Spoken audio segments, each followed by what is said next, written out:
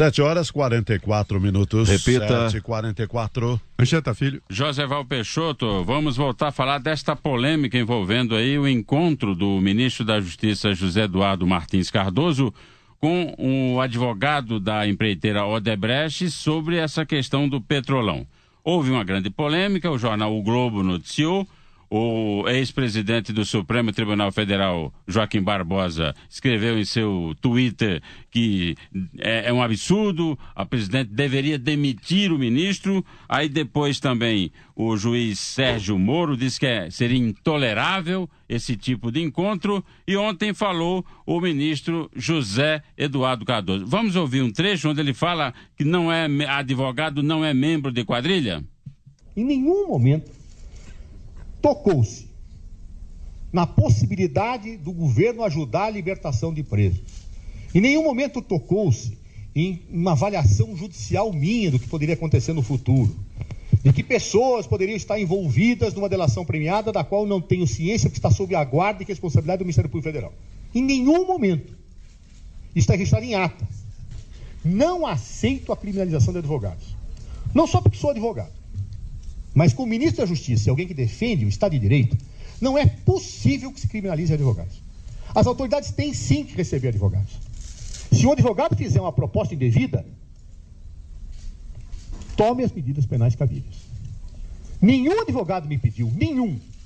Fala do ministro José Eduardo Cardoso. E, Joseval, nós estamos em contato nesse momento com o ministro do Supremo Tribunal Federal, Marco Aurélio Mello. Ouviu aí todas as ponderações e vai falar aqui para o ouvinte da Jovem Pan em todo o Brasil o que ele acha. Ministro, houve algum erro do ministro em receber esses advogados? Anchieta Filho, reafirmo que não. O ministro de Estado da Justiça é um servidor público e está num cargo em que deve receber os cidadãos, deve receber principalmente aqueles que representam interesses de empresas, interesses de cidadãos. Agora, o que ele fará posteriormente à audição desses advogados é outra coisa. E não podemos presumir o excepcional, o extravagante, muito menos ter presente que as instituições estão fragilizadas e são suscetíveis da interferência deste ou daquele dirigente. Isso não ocorre, quer no tocante ao juiz federal Sérgio Moro, quer no tocante também ao Supremo, ao ministro Teori Zavascki e os integrantes da segunda turma. Evidentemente, não podemos partir aí para uma caça às bruxas e entender que se deve emudecer aqueles que têm o dever de ouvir. E aí, evidentemente, tomar as providências cabíveis, abandonando situações extremadas. Raquel. Ministro Marco Aurélio Mello, muito bom dia para o senhor. Bom dia, Raquel. O seguinte, ministro, eu não sou da área jurídica, muito longe disso, sou uma simples jornalista tentando entender esse mundo tão complexo do qual o senhor faz parte.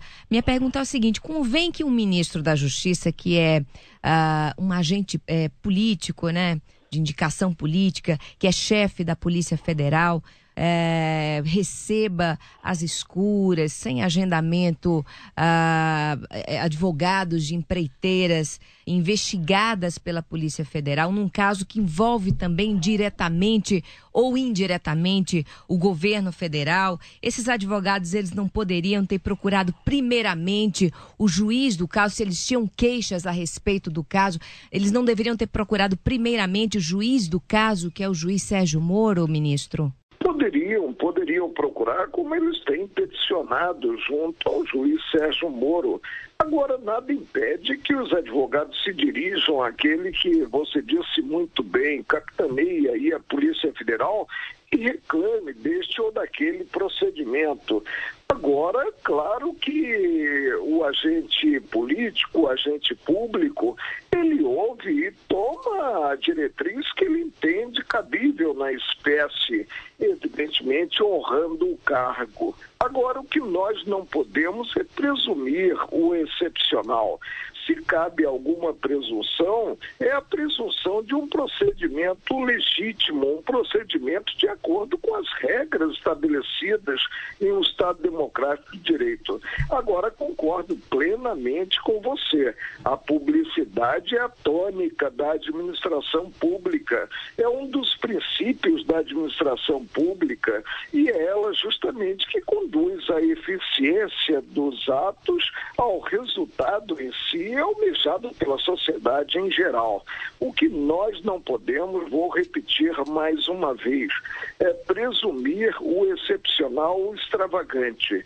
Nós devemos presumir o que normalmente ocorre no dia a dia da administração pública, principalmente considerado um cargo como esse, que é da mais alta importância, que é o cargo de ministro da Justiça. Professor Vila.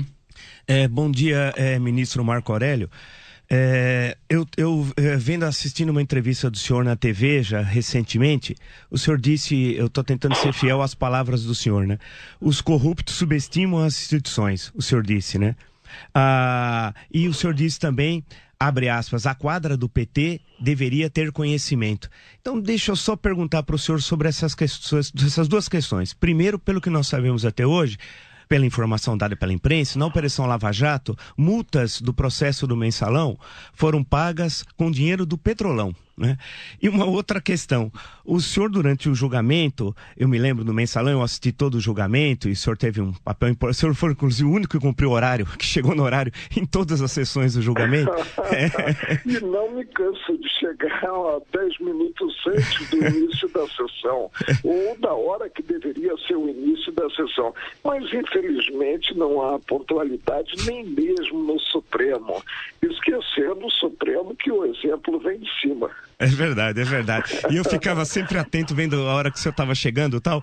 Então, eu queria justamente perguntar para o senhor, eu sei que nós somos um terreno das hipóteses e tal, mas quando o senhor disse que a quadra do PT deveria ter conhecimento, quem controla o Partido dos Trabalhadores, como é sabido, desde a sua fundação, seu presidente de honra, é o presidente Luiz Inácio Lula da Silva, ex-presidente da República e tal. O Petrolão começou durante a gestão do presidente Lula, continuou na gestão, infelizmente, pelo que sabemos até agora, da presidente Dilma. O ministro da Justiça, que foi tão enfático agora defendendo o Estado Democrático de Direito, foi o ministro da Justiça do governo do Petrolão. Estranho. Que considerações o senhor teria sobre isso? Como é possível nós falarmos em consolidar as instituições democráticas do Brasil tendo um Petrolão dessa magnitude e com tempo, no valor, né, que são bilhões de reais e no tempo, né? Olha, realmente é algo que deixa a todos atônitos, né? E a decepção então surge. Agora, evidentemente, eu não posso imaginar que alguém que seja a um só tempo chefe de Estado, né, representando o Brasil internacionalmente, chefe de governo, não tenha conhecimento do que está ocorrendo no cenário, mesmo porque conta com serviço de informações e é uma pessoa que, evidentemente, tem um domínio dos fatos que dizem respeito à administração pública, gênero. Eu não sou ingênuo aos 68 anos e não posso, né, adotar essa postura de ingenuidade. E sem presumir também o excepcional, mas observada a ordem natural das coisas, é um descalabro, é algo que subestima realmente a inteligência alheia, dizer que simplesmente não houve o conhecimento do poder central quanto a esses fatos em geral. Quer os fatos que dizem respeito à ação penal 470, conhecida do povo como Mensalão, que é agora esse episódio que suplanta em muitos parâmetros da ação penal 470. Eu, quando assumi a presidência do Tribunal Superior Eleitoral em 2006, eu fiz um discurso de posse me dizendo estarrecido com a denúncia apresentada então pelo Procurador-Geral da República, o doutor Antônio Fernando. Agora que tudo vem à tona realmente e procuremos aí uma correção de rumos para deixar um Brasil melhor para as futuras gerações. Joséval Peixoto. Bom dia, ministro Marco Aurélio. Evidentemente, nós vamos voltar a esse encontro dos advogados com o ministro da Justiça. A explicação foi dada é que eles lá foram para reclamar contra o vazamento de informações por parte da Polícia Federal. Foi o que eu ouvi. É um direito de todos os advogados e a reclamação de todos os advogados. O senhor também no Supremo e o próprio Supremo tem repelido a fogueira das vaidades do Ministério Público do Brasil. Isso já até se amainou. Ontem, aliás, foi a posição do ministro Aires Brito, em entrevista concedida aqui. Quer dizer, não há mais essa fogueira de vaidades. Mas eles reclamam que ainda existe, porque é declarado sigilo nas investigações, o advogado não tem acesso aos autos, mas tudo vai para a imprensa antes que o advogado tenha acesso. Parece que foi esse o objeto da reunião. E eu também, ministro, eu jamais poderia imaginar que um grande advogado como esse que apareceram aí, fossem ao ministro peticionar. O professor de processo penal foi o grande Canuto Mendes de Almeida, aqui na São Francisco, e ele dizia que o processo é um direito do acusado. Lá que se exerce a defesa, em Brasília, no Poder Executivo. Eu gostaria de ouvi-lo. Olha, em primeiro lugar, eu digo que fui aluno em processo penal de Hélio Tornag, na Nacional de Direito, né? E aprendi alguma coisa quanto ao processo, a revelar a liberdade em seu sentido maior, segurança jurídica. Agora, vou repetir, os advogados têm o direito e têm o dever de atuar com denodo na defesa dos interesses do Constituinte. E o Constituinte tem também o direito de espernear, de reclamar quem direito. Agora, as providências que são tomadas posteriormente, essas sim, elas devem estar harmônicas com o que se espera de uma autoridade. Eu não vejo aí como em si condenar o ministro de Estado só porque ele recebeu os advogados. Mostrem o que ele tentou fazer em termos de embaralhamento, por exemplo, das investigações. E não consta no cenário qualquer ato, qualquer tentativa de interferência dele que mereça aí a excomunhão maior. Ministro Marco Aurélio, Marco Antônio Villa, perguntar para o senhor, aproveitando a oportunidade, o senhor disse na resposta à minha questão que está com 68 anos e tal. Daqui 2 anos tem a expulsória. O senhor tá a 1000, correndo 90 minutos, dá até para jogar no Flamengo, tal, se for necessário, no final do jogo. Fisicamente, mentalmente. Então, deixa eu perguntar uma coisa pro senhor. Eu sei, esse nome é muito ruim, PEC da Bengala, mas o que o senhor acha dessa proposta? É possível retirar alguém do serviço público que quando chega aos 70 anos está em excelentes condições de trabalho, está a 1000 por hora, porque não é uma imposição um pouco absurda frente ao sinal dos tempos hoje, que as pessoas vivem mais e estão com amplas condições intelectuais, físicas de exercício da função? O sistema não fecha. Eu completei tempo para me aposentar e poderia estar ganhando o que eu ganho hoje, né? Sem trabalhar, sem realmente servir como venho procurando servir os meus concidadãos aos 52 anos de idade. E em 2003, hoje eu sou meio suspeito para falar a respeito da PEC da Bengala, mas só digo que aprovada a PEC me causará um dilema incrível, porque a minha cabeça está super preparada para deixar a cadeira no Supremo em julho de 2016. Em 2003, eu escrevi um artigo que foi publicado na Folha de São Paulo, em Tendências e Debates, que o título era O Brasil Lugnagiano, que é de um romance, é uma ficção jurídica, eu explico no artigo de que se trata, o castigo da aposentadoria compulsória. Hoje a possibilidade de vida e vida útil, né, é muito maior do que foi na década de 80, né? E, evidentemente, o sistema precisaria ser revisto.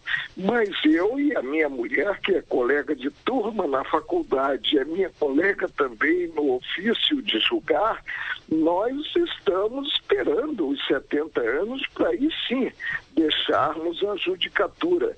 E eu não consigo consigo compreender, por exemplo, como uma pessoa vira as costas a uma cadeira da envergadura da cadeira do Supremo ou de um Tribunal de Justiça, que é um órgão de cúpula no Estado. E nada gratifica mais o homem, você sabe disso, porque você atua nesse campo, do que servir aos seus semelhantes.